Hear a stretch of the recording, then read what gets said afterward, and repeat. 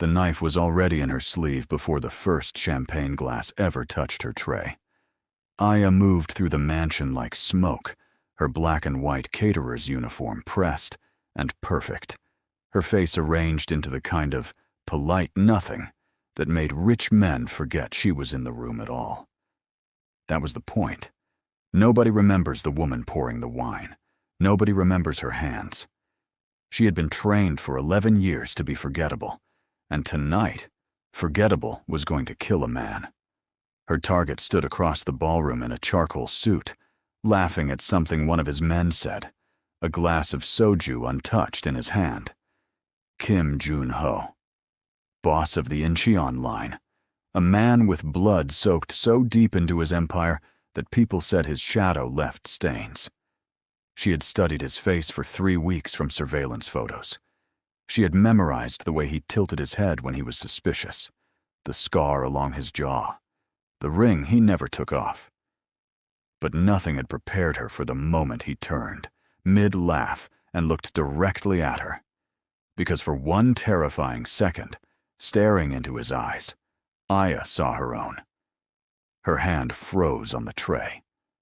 Somewhere behind that stranger's face was a mirror she had spent her whole life avoiding, and she didn't understand why until the floor seemed to tilt beneath her.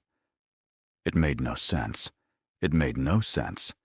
And yet it made every kind of sense. And that terrified her more than any mission ever had. If you're watching this tonight, comment the city you're tuning in from. I read every single one. And if stories like this keep you up past midnight the way they do for me, hit subscribe before we go any further, because what happens next in that ballroom is going to change everything you think you understand about family, revenge, and the lies we tell to protect the people we love. Aya forced her hand steady and kept walking. A caterer who freezes gets noticed, and noticed was the one thing she could not afford to be. She delivered the tray to a cluster of guests near the terrace doors, murmured an apology for nothing at all, and slipped out into the cool night air to breathe. 26 years old, and her heart had never once betrayed her on a job. Not when she'd walked into a shipping yard in Busan with a silenced pistol in her coat.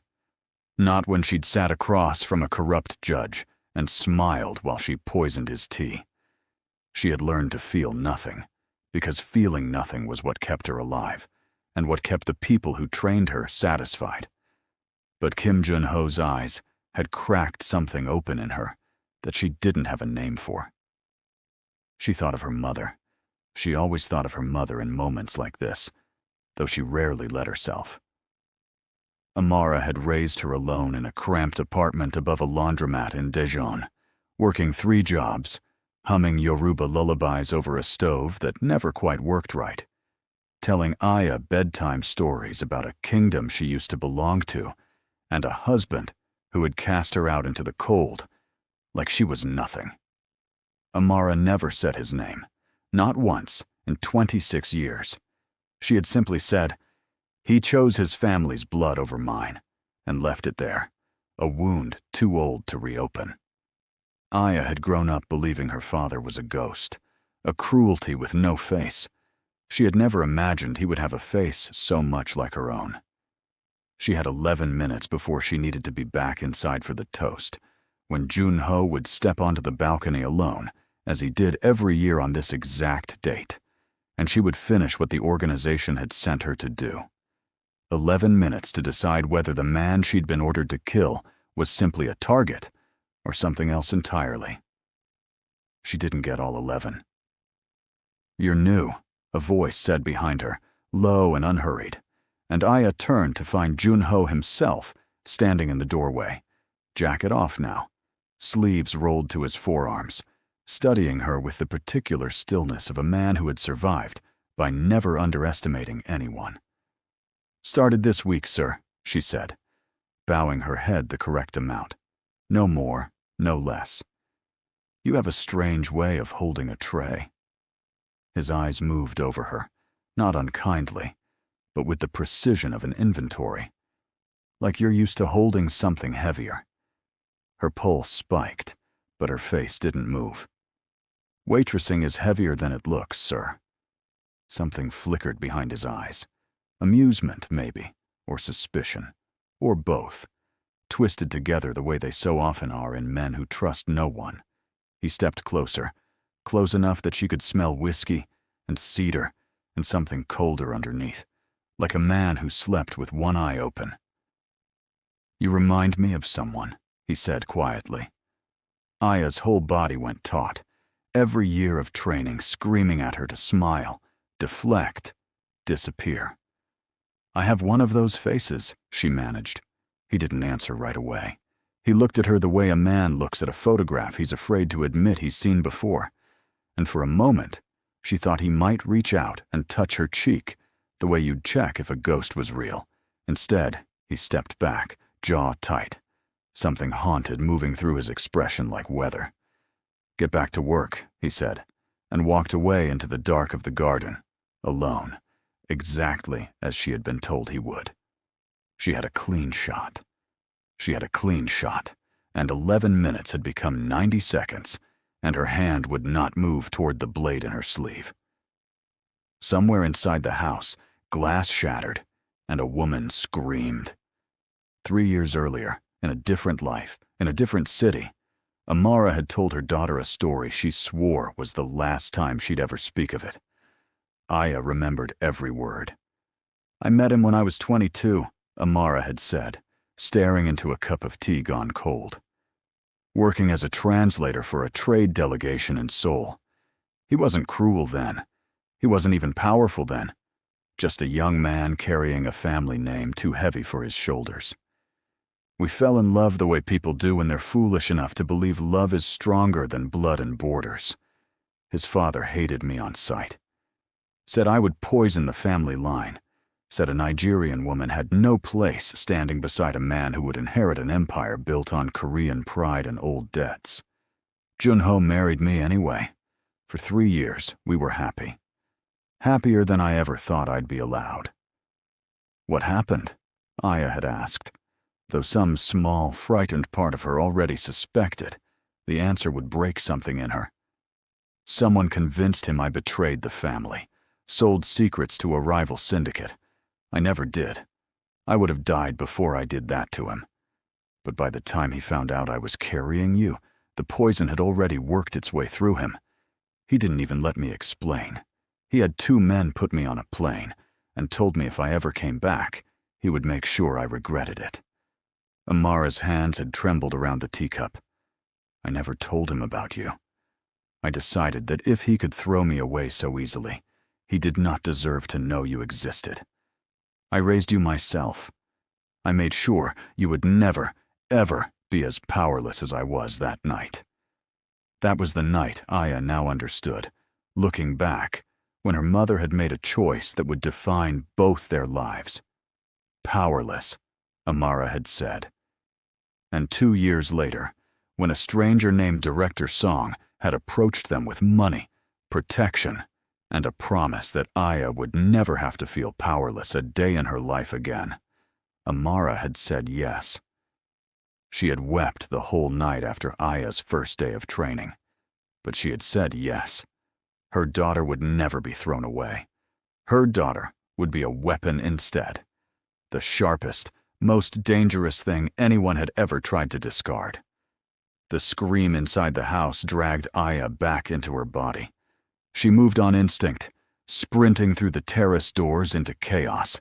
Guests shrieking, security shouting into radios, a body on the marble floor near the grand staircase, one of Jun-ho's lieutenants, throat opened, blood spreading in a slow, dark bloom across white stone. This wasn't her hit. This wasn't anyone's hit she'd been briefed on. Across the room, through the panic, she caught Jun-ho's eyes again. And this time, there was no ambiguity in his expression at all. Fury. Grief. And underneath both, something that looked disturbingly like fear. Not for himself, she realized, but for someone else in the room. "Clear the house!" he roared, voice cracking through the panic like a whip. "Now!" Security swarmed the exits, and Aya understood, with the cold clarity that had kept her alive for a decade, that she was standing in the middle of a coup, and she had no idea whose side she was supposed to be on anymore. If your chest is tight right now, the way mine gets every time I write a scene like this, drop a comment and tell me, because we are far from finished, and the next 20 minutes of Aya's life are about to unravel everything she thought she knew about her mother, her mission, and the man she'd been sent to kill. She was pulled aside within the hour by a man she recognized instantly, despite the years. Director Song himself, silver-templed and immaculate, the man who had funded her training, who had shaped her hands into instruments, who she had once, foolishly, thought of as something like family. The job's changed, he told her, in the back of a black sedan 2 blocks from the estate, his voice as calm as if he were discussing the weather. Jun-ho suspects a leak in his organization. He's going to tighten security around himself for weeks. If we don't move tonight, we lose the window. Someone else killed his lieutenant, Aya said carefully. That wasn't me. Song's expression didn't shift. No, that was a message from people who want the same thing we want, but who lack our patience. He studied her, something calculating behind his eyes that she had learned over the years to be afraid of. You hesitated tonight. It wasn't a question.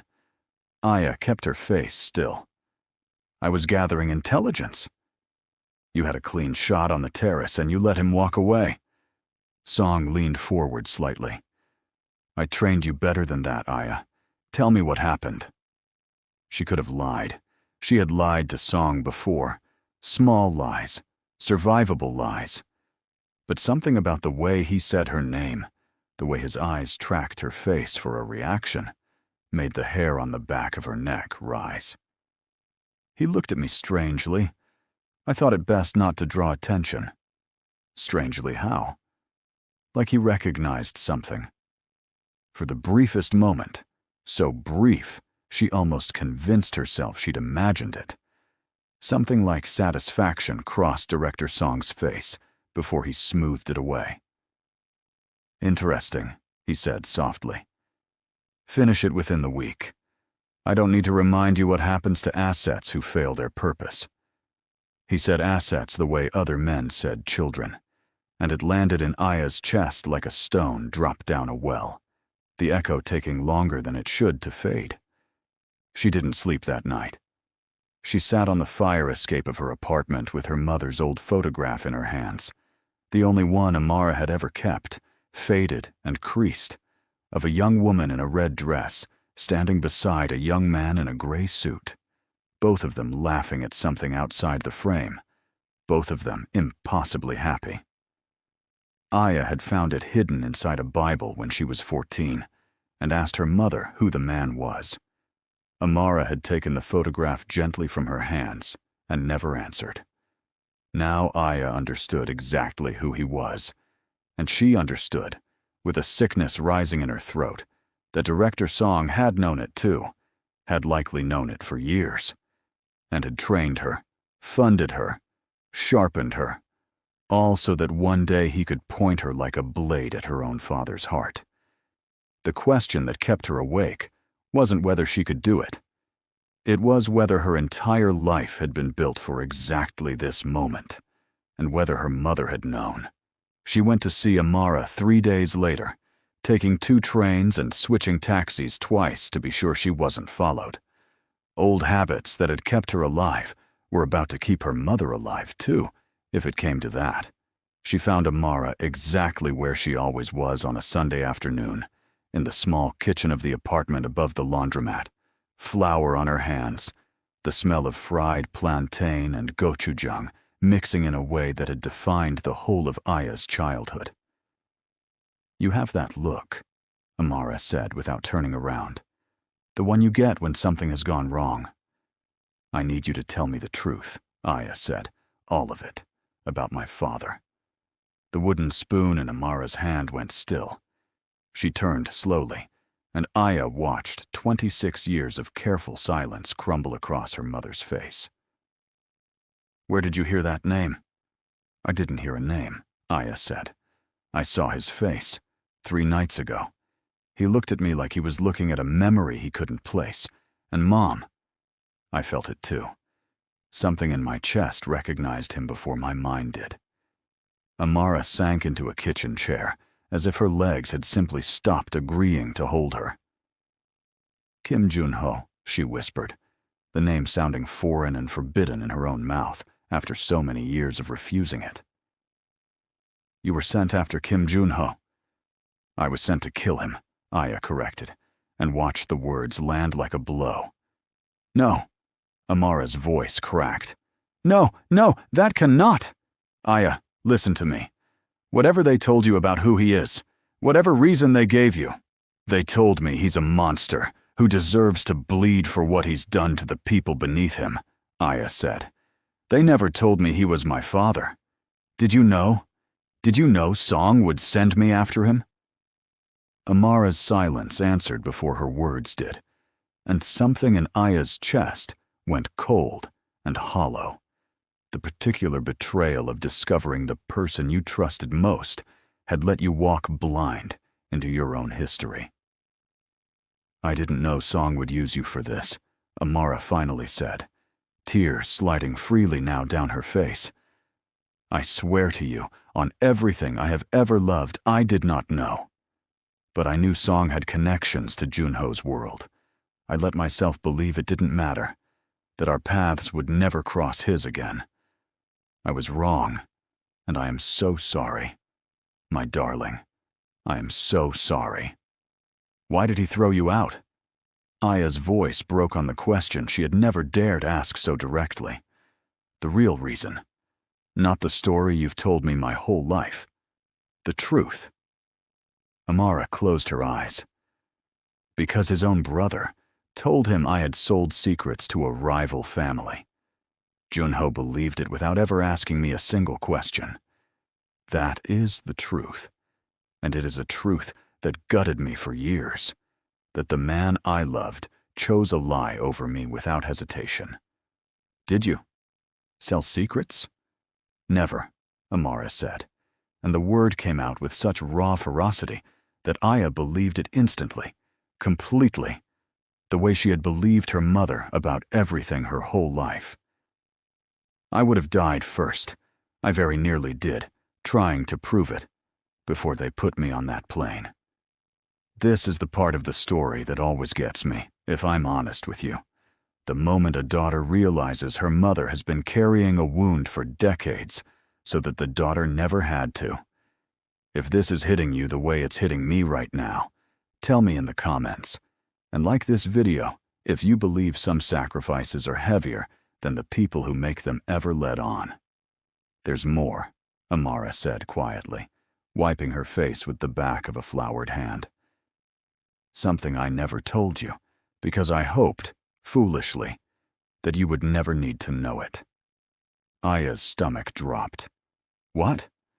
Junho's brother, the one who accused me, his name is Kim Tae-yang. 2 months ago, I saw his face on the news. He's dead. Killed in what they called a business dispute. Amara's eyes met her daughter's, wide and frightened.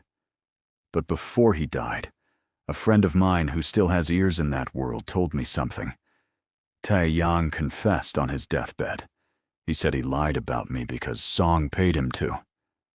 The kitchen went silent except for the low hiss of oil still cooking on the stove. Forgotten. Song, Aya repeated, the name tasting like ash. Director Song orchestrated your exile. I don't know why, Amara whispered. I don't know what he wanted from destroying our family. But Aya, if the same man who tore your father and me apart is the one who trained you, the one who is now sending you after him again, then this was never about revenge, Aya said, the pieces sliding into place with a horror so complete it felt like drowning. This is about finishing something he started 26 years ago. He wanted Junho's empire divided from the inside then. He wants it destroyed from the inside now. And he built the weapon to do it himself. She stood up so fast her chair scraped hard against the floor. I have to warn him. Aya! Amara reached for her hand, fear naked on her face. If you go to him, If you tell him who you are, he may not believe you. He may see only an assassin standing in his house, and he may not hesitate the way you did." "Then I'll make him believe me," Aya said, and for the first time in longer than she could remember, her voice didn't sound like the flat, controlled tone of a trained operative. It sounded like a daughter who had spent her whole life being someone's weapon, finally choosing to be someone's child instead. She left before her mother could stop her, the photograph of a laughing young couple folded carefully into her jacket pocket, close to her heart. Getting back into Jun-ho's estate wasn't difficult. Getting out of it alive, she suspected, would be another matter entirely. She used an old service entrance, a route she'd memorized during her first infiltration, moving through corridors that smelled of antiseptic and gun oil, past security she recognized and avoided with the ease of someone who had made invisibility her entire personality. She found him in his study at nearly midnight, alone, a glass of untouched whiskey beside a stack of files, staring at nothing in particular, the way men do when the weight of a life finally catches up with them all at once. He looked up the moment she stepped through the door, and his hand moved instantly toward the drawer where she knew, because she had studied this house for weeks, that he kept a pistol. "I'm not here to hurt you," Aya said quickly, hands raised, empty. "I need you to listen to me for 1 minute. After that, you can do whatever you want with me." "You're the waitress from the party." His hand didn't move from the drawer. "The one with my dead lieutenant's blood spreading across my floor, an hour after I met her. I didn't kill him. I was there for a different reason." She swallowed hard, 26 years of careful control fraying at the edges. "My name is Aya. My mother's name is Amara." The name hit him like a physical blow, his face drained of color, the pistol forgotten entirely, his hand falling still against the desk, as if the strength had simply left his body. "That is not possible," he said, but his voice had gone hoarse, uncertain, a man arguing with a truth his eyes had already accepted. "Amara left 26 years ago. She had no idea how to tell you she was pregnant before your men put her on that plane," Aya said, tears she hadn't given herself permission to feel finally rising, hot and unstoppable. "She raised me alone. She told me you chose your family's blood over hers, and for 26 years, I believed my father was a monster with no face. Then 3 nights ago, I looked into your eyes on your terrace, and I understood exactly whose face I have." Jun-ho stood slowly, his whole body trembling in a way she suspected very few people in his life had ever witnessed. He crossed the room and stopped an arm's length away, staring at her, the way you stare at something you're terrified will disappear if you blink. "Your eyes," he whispered. "They're mine. God help me. They're exactly mine." "There's something else you need to know," Aya said, her voice shaking now too. "And there isn't time for either of us to fall apart before I tell you, because your life depends on it. The man who convinced you my mother betrayed you, your brother, Tai Yang, he confessed before he died. He was paid to lie." Jun-ho went very still. "Paid by whom?" "Director Song," Aya said. "The man who raised me since I was 14. The man who trained me to kill you.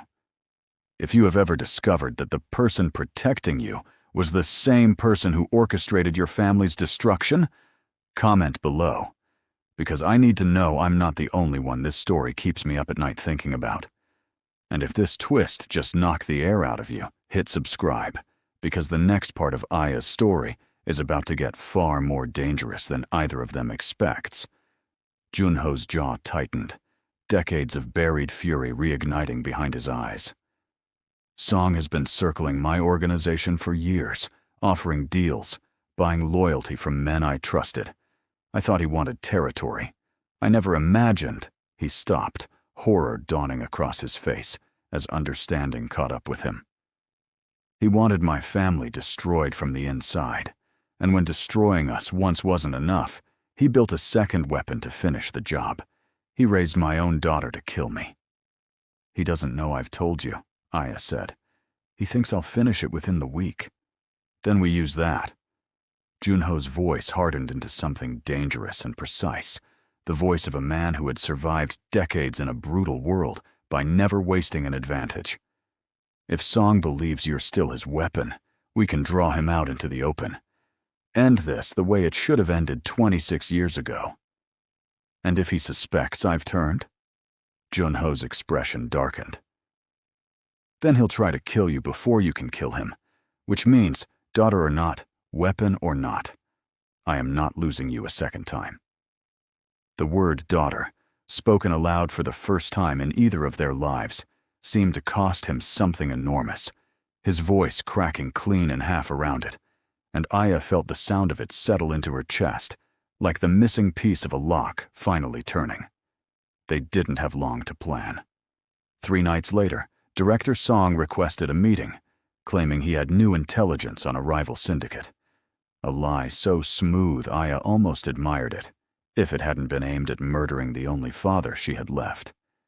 He arrived at a private dock outside the city with only 2 men, confident, unhurried, exactly as arrogant as a man who believes he has already won. Aya met him alone, as arranged, the cold wind off the water cutting through her jacket. "You've been slow," Song said without preamble, studying her face. "I'm beginning to wonder if I misjudged your loyalty." "I found something," Aya said, keeping her voice flat, controlled, every instinct she'd spent a decade sharpening bent toward this single performance. "Jun-ho suspects there's a traitor close to him. I don't think it's safe to move yet." Song's eyes narrowed, something calculating and cold shifting behind them. "Does he suspect you?" "He suspects everyone," Aya said. "That's why he survives. And yet you're standing here, instead of in his study finishing what I sent you to do." Song took a slow step closer, his voice dropping into something quieter, crueler. "I wonder, Aya, if perhaps blood has made you sentimental. I wonder if perhaps you've told him something you shouldn't have." Her pulse spiked, but 11 years of training held her face steady, even as her heart slammed against her ribs. "I don't know what you mean." "Don't lie to me." Song's mask finally cracked, fury bleeding through the calm. "I built you. I chose you when your mother was a broken woman with nothing left, and I gave you purpose, gave you power, made sure you would never be as powerless as she was. And this is how you repay that? By falling for the same man who threw her away like garbage?" "You didn't give me power," Aya said, something inside her finally, completely breaking free of every leash he had ever placed on her. "You gave me a cage and told me it was a gift. My mother gave me love, even when it cost her everything. That's the only thing that ever made me strong." Song's hand moved fast, faster than she expected from a man his age. But Aya had spent 11 years training for exactly this moment, whether she'd known it or not, and her body reacted before her mind caught up, twisting the blade from his grip and driving him back against the dock railing. His 2 men surged forward, and for 3 brutal seconds, it was only speed and instinct and the cold certainty that she would not, could not, let this man win. Then floodlights blazed to life across the dock, and Jun-ho's men closed in from every direction, weapons raised. The trap finally sprung exactly as father and daughter had planned it 3 nights before, in a study that had, for the first time in either of their lives, felt something close to family. Song's men dropped their weapons instantly, outnumbered and outmaneuvered. Song himself stood frozen against the railing, breathing hard, staring at Aya with an expression that finally, after everything, looked something like fear. "You should have let her go 26 years ago," Jun-ho said, stepping out of the dark, his voice carrying the particular calm of a man who has waited decades to say something out loud. "You should have let all of us go. Instead, you spent 26 years building a weapon out of my daughter's love for her mother, hoping it would one day be pointed at my heart." "It nearly was," Song said, something almost like admiration twisting his bitter smile. Nearly, Jun-ho agreed, is the only word in that sentence that matters. They handed Song over to the same authorities his money had spent decades evading, along with enough evidence of his manipulation, his blackmail, his years of quietly dismantling families for power, to ensure he would never again convince a frightened, broken woman that raising her daughter as a weapon was the only way to keep her safe.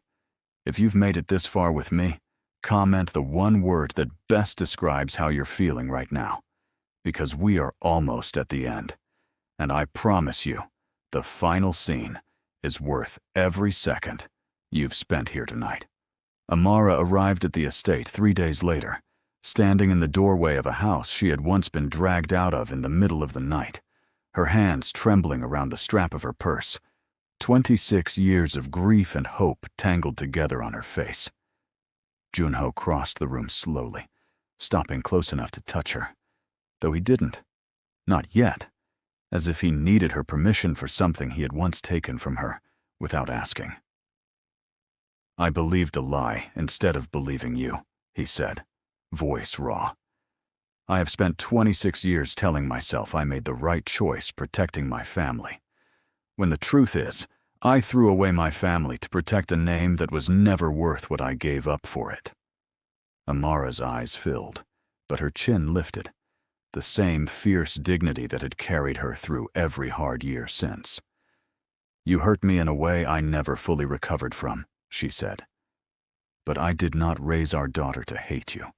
I raised her to be strong enough to survive whatever the world decided to do to her. Even, it turns out, whatever you decided to do to her without ever meaning to." "I'm sorry," Jun-ho said, the words breaking apart in his throat. "For all of it. For every year I let a lie cost us both." Amara reached out then and took his hand, not because 26 years of pain had disappeared, but because some wounds only begin to heal once they are finally spoken aloud, in full daylight, by the people who caused and carried them. Aya watched from across the room, the photograph from her mother's Bible finally, quietly, no longer a secret kept in the dark, a young woman in a red dress and a young man in a gray suit, both of them laughing at something outside the frame, both of them, after everything, given a second chance to become that photograph again.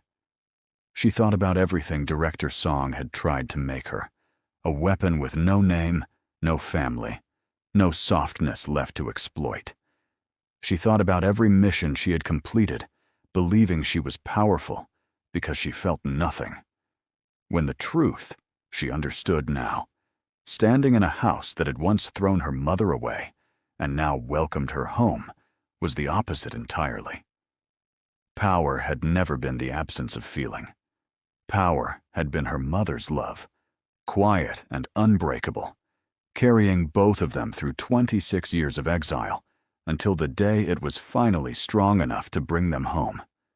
Before we go, if this story moved you even a fraction of how much it moved me writing it, please subscribe, share it with someone who needs a reminder that the truth always finds its way to daylight eventually, and comment the biggest lesson you're taking with you tonight, because I read every single one, and stories like Aya's only keep getting told because of viewers exactly like you. Some people spend their whole lives being told what they are by the people who claim to have made them, a weapon, a mistake, a secret too dangerous to acknowledge. But the truth, Aya had learned the hard way, is that no one gets to decide what you are except you. And the people who love you enough to raise you, even from far away, even in silence, even while carrying a wound they never let you see. Blood may open a door, but it is love, stubborn and unglamorous and unafraid, that finally walks you through it and calls it home.